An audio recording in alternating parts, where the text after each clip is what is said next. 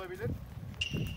Bir çıkışımız olacak. Yaklaşık bir 200 metre çıkışımız olacak. Böyle bir şekilde inmemiz gerekiyor. 500 metreden kadar tabii 500 metreden deniz seviyesine ineceğiz. İneceğimiz yerler çay molası verecek. Ondan sonra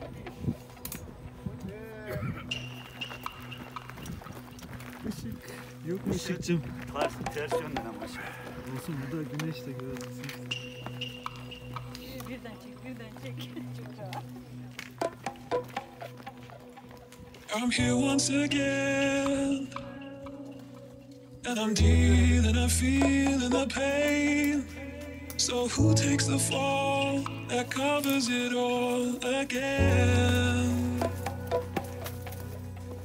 And if you should call, it's no trouble at all. I'll paint out the sun back where we began again.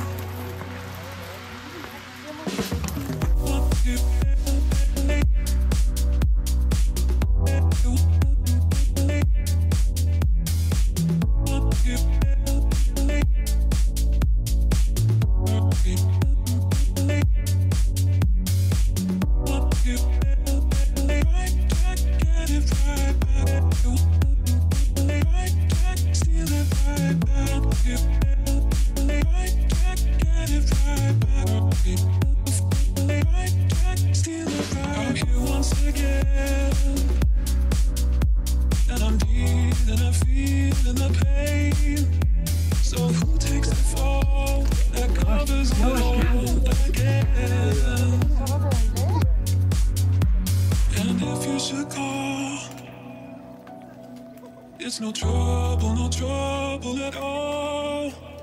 I'll paint out the sun back where we began again. Böyle kankilerin de işte. Böyle kankilerin olur işte. Süperler.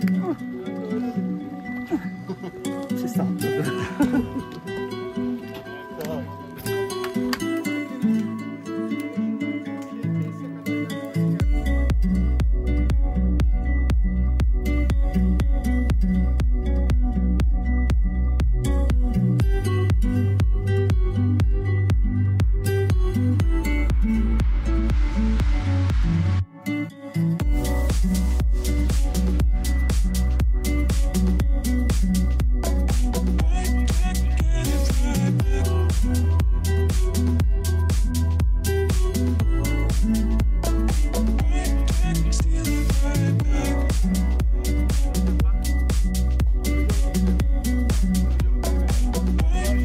Pozdan mı kız yani? Poz veriyor kız ya. Ne yapıyorsun?